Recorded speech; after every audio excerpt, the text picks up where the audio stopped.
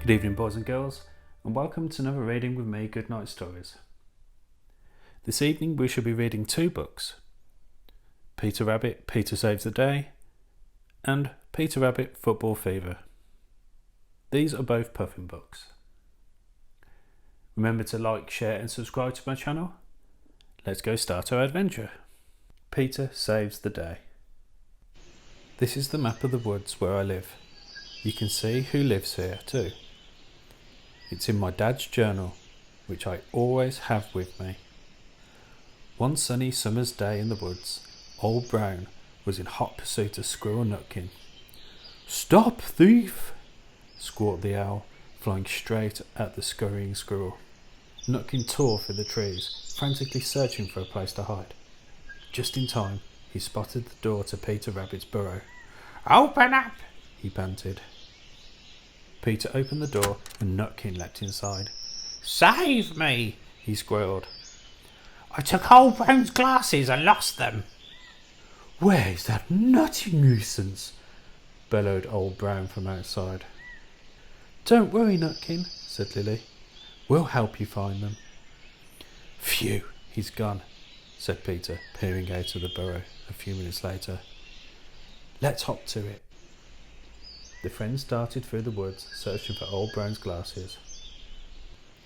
"Where do you think you left them, Nutkin?" asked Lily. "Well," Nutkin thought hard. "first I was with Jeremy Fisher." "Can you see them?" asked Peter, as the friends arrived at Jeremy Fisher's pond. Jeremy Fisher was tidying up after a tea party. He helped them search, but the glasses were nowhere to be found. Thought Nutkin out loud. "I did also go to Mrs. Tiggywinkle's laundry." Suddenly, a shadow loomed overhead. "Old Brown!"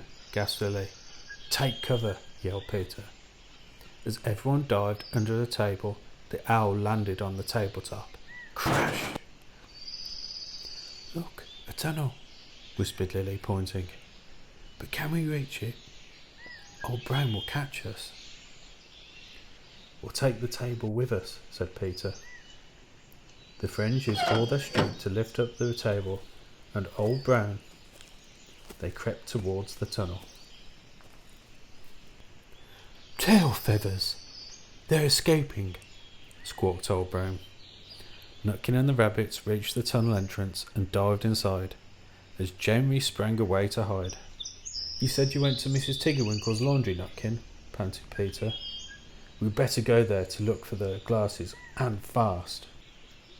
"Hello, Mrs. Tiggywinkle," called Lily, when they arrived at the laundry. "Did Nutkin leave some glasses here?" "Ritati, look at me!" sang cheeky Nutkin, dancing on a pile of laundry. "That pesky squirrel didn't leave any glasses," replied Mrs. Tiggywinkle crossly. "Just lots of nasty purple paw prints. Look at my washing." Suddenly they heard a fearful flapping as Old Brown landed close to Benjamin. "Got you!" he squawked. "I should never have led you all into danger," said Nutkin, bravely jumping in front of the terrified bunnies. "This is bad. This is really bad." "What have you done with my glasses?" boomed the owl. "Catch me and I will tell you," cried Nutkin rudely. He sprinted away with Old Brown close behind. "We must find the glasses before Old Brown catches Nutkin," said Peter. "But how?" "Nutkin left these purple prints," began Lily. "So, what had he stepped in before coming here?" "Berries!" they all gasped together. The three friends raced off to the blackberry bushes. "There they are," cheered Benjamin, spotting the glasses. "Great! Now we need to find Nutkin," said Peter, taking the specs. "And I know where to look." As Peter arrived at Squirrel Camp, he heard a terrible commotion. Old Brown was looming over Nutkin. Peter had to save him. "Wait!" shouted Peter, leaping out in front of Nutkin. "I've got your glasses. Nutkin's really sorry he took them." "Sorry is not good enough," replied Old Brown. "Then fetch," shouted Peter, throwing the glasses off the platform. No! Squawked Old Brown, diving after his precious glasses. He swooped past Lily and Benjamin, who were coming up in the lift, before catching the specks and flying grumpily back to his tree. Phew, that was close, said Nutkin. Thanks for saving me, Peter. That's what friends are for, smiled Peter. You'll try and stay out of trouble now, won't you, Nutkin? Said Lily. Do you think he will? Old Brown's tree. I've never seen inside, but the squirrels are always sneaking around there. Old Brown gets so angry if he catches them. Here's a squirrel sketch from my dad's journal. Making tracks. Lily worked out where to find Old Brown's glasses by following Nutkin's trail of berry footprints. The squirrels leave trails and messages for each other using nuts. Make a trail for a friend to follow using pebbles or scraps of paper. Use these symbols to leave messages. Peter Rabbit, football fever. Map of my woods. This is a map of the woods where I live. You can see who else lives here too. It's in my dad's journal, which I always have with me. One sunny day, Peter, Lily and Benjamin were playing football. To you, Lily, shouted Peter. But Peter kicked the acorn football too hard and it sailed high up into the trees. Ouch, called a voice. A Nutkin appeared, rubbing his head. You clumsy rabbits should be more careful, Nutkin said. We're not clumsy, Peter replied crossly. Yes, you are, Nutkin said. Squirrels are better than rabbits at everything, especially nutball. Football, Benjamin laughed.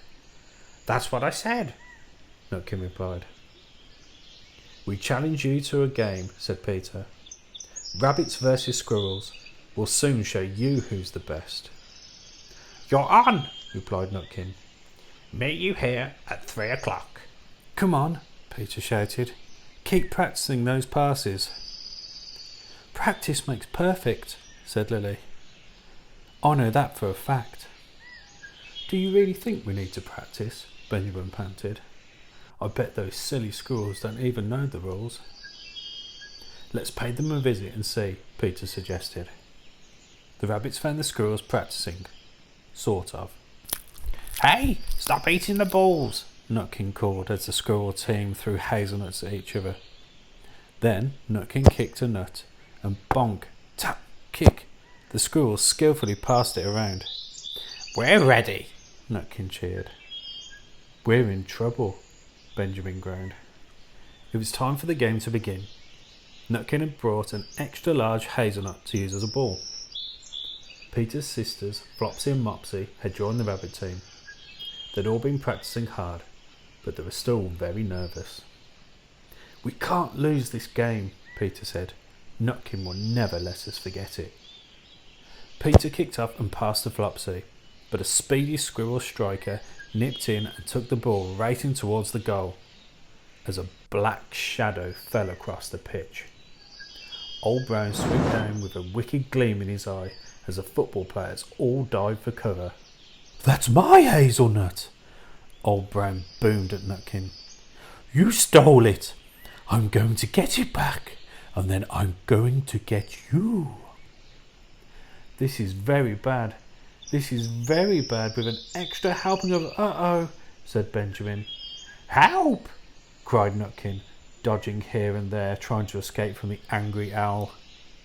The other squirrels ran around wildly, kicking acorns to distract Old Brown. We've got to help, Peter cried. But how? Lily asked. By working as a team, Peter said. Let's hop to it. Nutkin, pass the ball to Benjamin, Peter cried. Nutkin kicked the hazelnut ball and Old Brown turned to dive after it. Benjamin quickly booted the ball to Lily, who sprang forward and headed it on to Peter. Peter waited until the last second, then he leaped high and kicked the ball hard. Goal! Old Brown turned sharply, following the ball, and flew through the goal and straight into a hollow tree trunk behind it. Tail feathers! Squawked the befuddled bird. At last, Old Brown managed to pull his head out of the hollow trunk The grumpy owl flew away with a sore head and no nut. Hooray! Everyone cheered. Thanks, everyone, Nutkin called.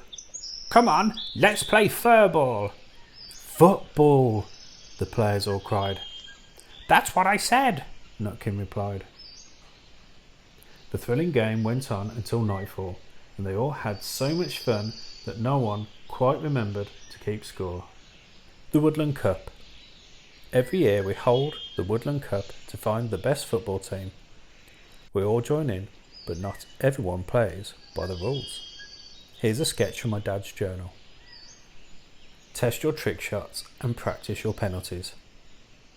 Peter, Benjamin and Lily use all their football skills to save Nutkin from grumpy old Rome. Try these football moves to see if you can hop to it like a bunny or shoot like a squirrel striker. First find a ball, something bigger than a hazelnut. Practice these skills with a friend. Keepy uppies. Keep the ball off the floor using your chest, legs, knees and head. Scoring goals. Take turns to be the goalie. And dribbling. Dribble the ball as fast as you can. Well, boys and girls, what two fantastic adventures we had with Peter and his friends. Remember to like, share and subscribe to my channel. Good night, sleep tight.